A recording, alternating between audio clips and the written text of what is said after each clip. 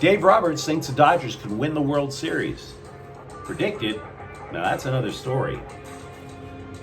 We still have no idea if the Kings actually did make a trade with Arizona. We'll talk about an update in a moment. And Bones Hyland is giddy to join the Clippers. Has anybody ever been giddy to join the Clippers? Good morning. I'm James. This is your daily dose of sports and snark for the greatest sports city in the world, Los Angeles. This is the faithful Angelenos Morning Report. It is February 14th, Valentine's Day.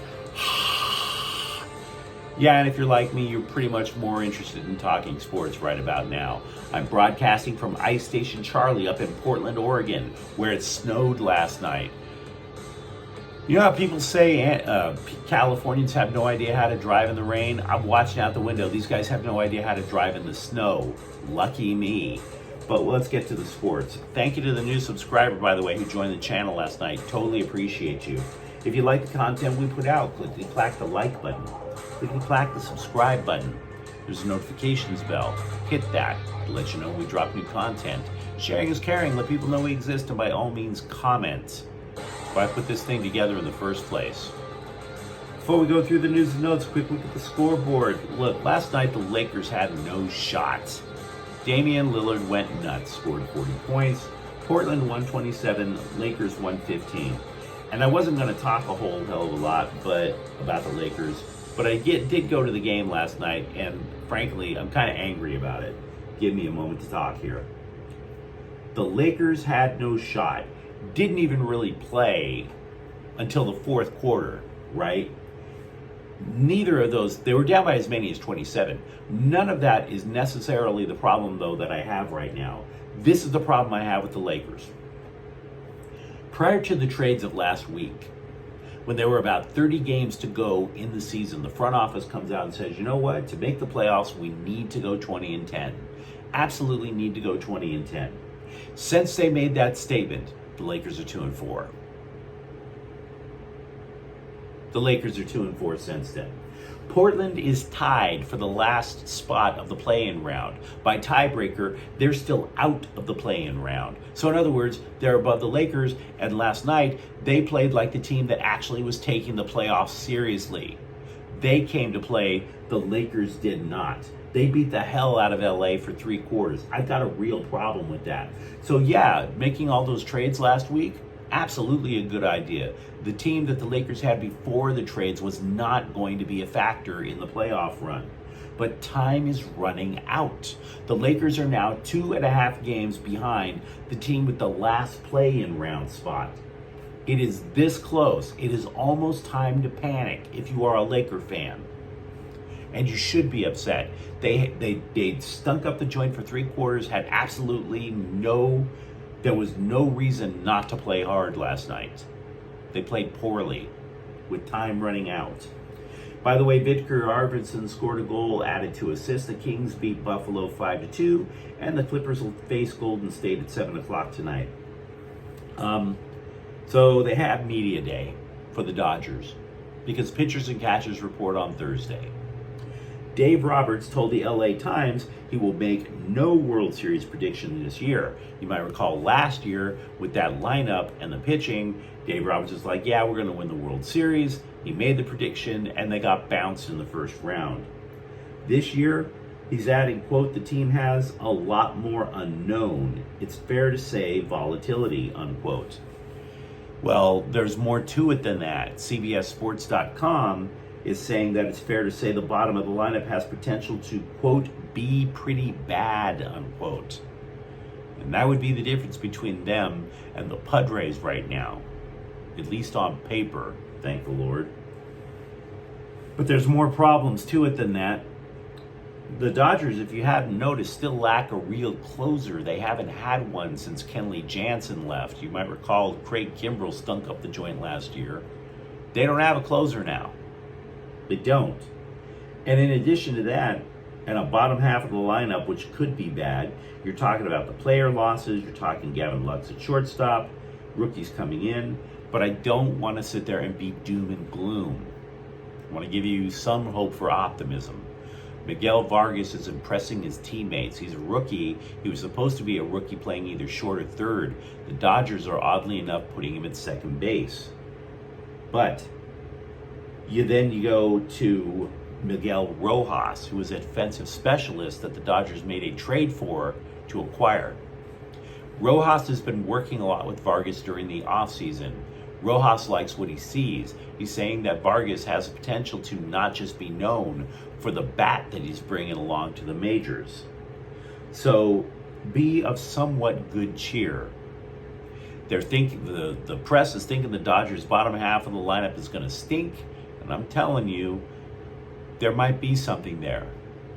The longer the lineup gets, including people like Vargas, there's a possibility the Dodgers might be competitive for more than just a playoff spot. They might be their traditional elite self.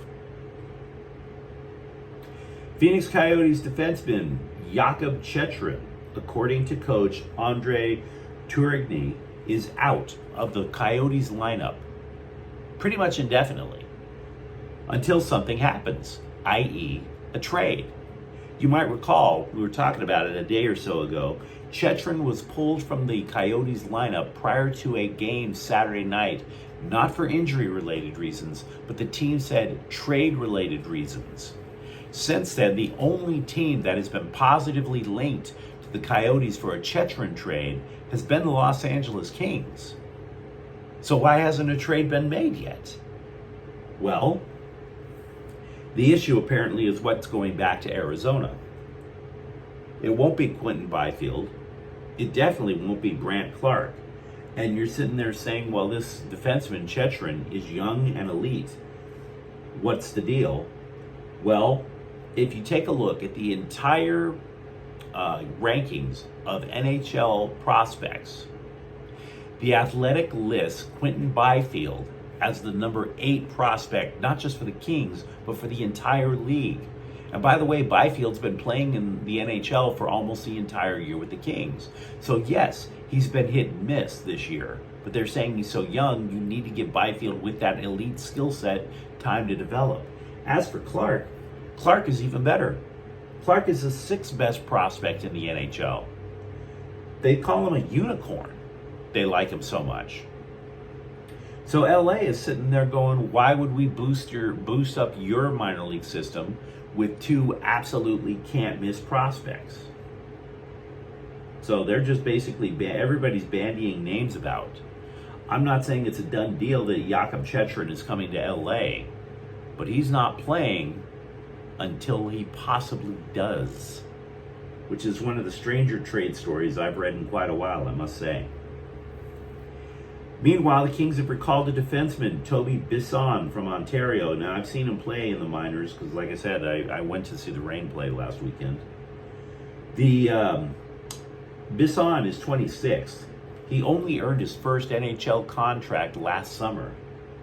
He doesn't score, but he is basically a typical stay-at-home, responsible defenseman. He's just a solid guy to have on the team. So you may as well give him a look at the NHL while you have a chance.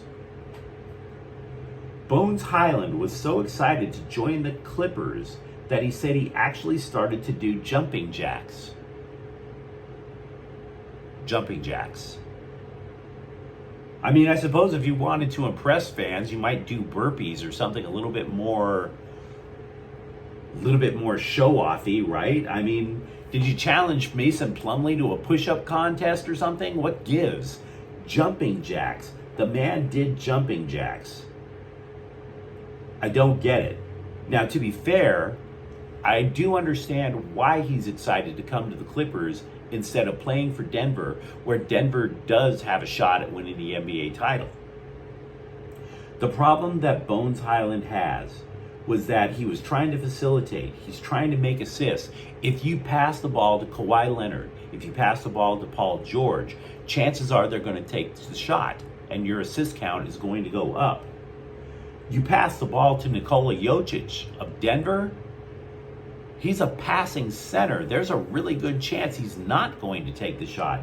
So Bones Hyland is sitting there looking at his assist ratio going up. He's looking at the chance to basically create more shots because he knows that people are going to back off him and try to double team Kawhi and Paul George? Bones Hyland does have reason to be happy to be joining the Clippers. UCLA basketball has leaped all the way up to number 4 in the AP rankings. They just swept through Oregon. Pretty much the only LA team that knows how to sink buckets up here, apparently. And they rose from 7 to 4. Arizona, meanwhile, slipped from 4 to 8. USC, their basketball team, total opposite direction after last weekend, man. They did not have a good weekend up here. USC lost all 4 votes that they got in the AP Top 25 poll, thanks to last week. The Trojans went from, hey, you're in the playoffs if you don't screw up, to, hey, you're wearing needle-covered sneakers on the bubble right now. It is not a good time for the Trojans considering their NCAA tournament chances. Now, CBS still thinks USC is in as a super low seed. ESPN had them as, quote, one of the last 4 in, but that was before they lost to Oregon State. So USC needs to rally starting now if they want to get into the NCAA tournament. But you let me know what you think of the comments thread. Let me know what you think about the Dodgers with Miguel Vargas. What about the Lakers after that stinker last night? And if you enjoyed this content, don't forget to subscribe to Faithful Angelenos. We talk LA sports every single day here. Thank you for watching. I'm James. We'll be back tomorrow. Faithful Angelenos is a Corte El Queso production. Take care.